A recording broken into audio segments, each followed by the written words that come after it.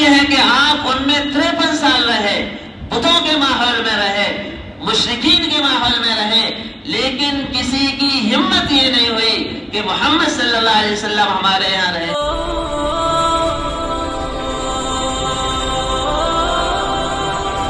اس لیے ان کی کوئی اہمیت نہیں تھی، اور وہ ایک دوسرے درجے کے شہری کی طرح اپنے اپنے علاقوں میں مست تھے، اور مست تھے، ایسے مست تھے کہ وہ اپنی ذلت کو اور اپنی اس پستی کو بھی بھولے ہوئے تھے کہ ہم کہاں پڑے ہیں اور ہمارے ساتھ کیا ہو رہا ہے۔ اللہ معاف کرے، جو حالات عرب میں حضرت محمد صلی اللہ علیہ وسلم کے زمانے میں تھے عربوں کے، آج مسلمان اسی پوزیشن پر ہے اور وہ بھولا ہوا ہے، ایسا بھولا ہوا ہے کہ کوئی کان پر جوئی نہیں رکھتی کہ کیا ہو رہا ہے۔ اس کے گھرانے کے بچے بچیاں، اس کے گھرانے کے افراد شرک میں بہت آسانی سے جا رہے ہیں، وہ بھولا ہوا۔ جہالت اس کے گھر کے دروازے پر دستک دے رہی ہے، وہ بھولا ہے۔ ارتداد اس کے خاندان تک آ چکا ہے، وہ بھولا ہوا، مست ہے۔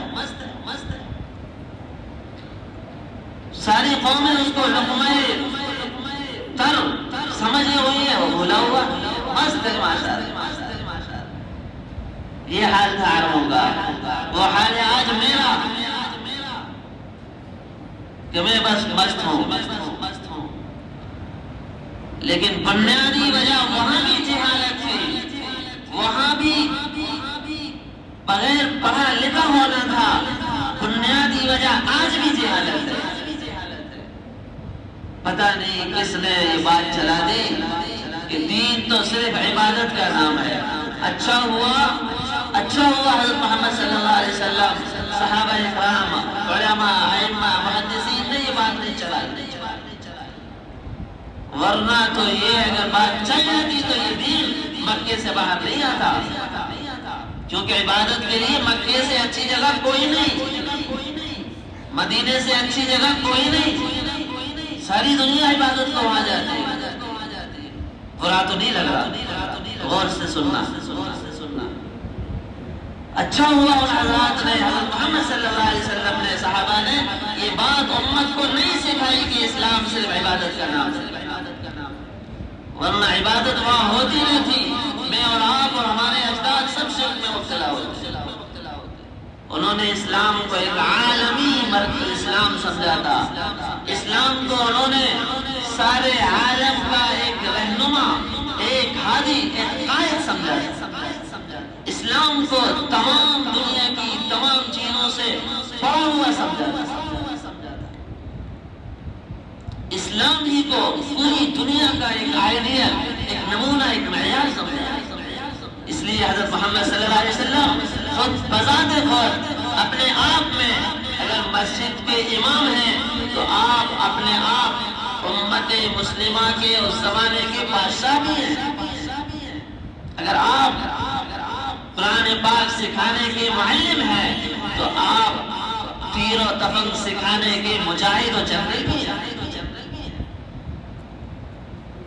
اگر آپ صلی اللہ علیہ وسلم تحیات اور دعائیں سکھانے والے ہیں تو آپ گھوڑ سواری اور جو طریقہ آگے بڑھنے کا ہو سکتا تھا وہ سب بھی ہے۔ آپ نے امت کو نہیں بتایا کہ صرف عبادت ہی دین ہے، بس پتہ نہیں کس نے چلا دیا۔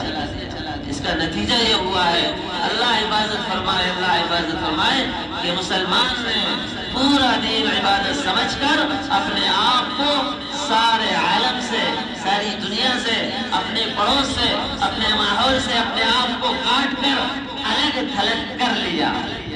اس کا بہت بڑا نقصان ہوا ہے، اور اگر یہ رہا تو آئندہ جو نقصان ہوگا اللہ حفاظت فرمائے اس کی تلافی نہیں ہوگی۔ حضرت محمد صلی اللہ علیہ وسلم مکے میں 53 سال رہے، آپ سب جانتے ہیں۔ کن میں رہے تھے؟ کبھی غور کیا؟ جن میں رہ رہے تھے وہ ایک نمبر کے بت پرست قوم تھے۔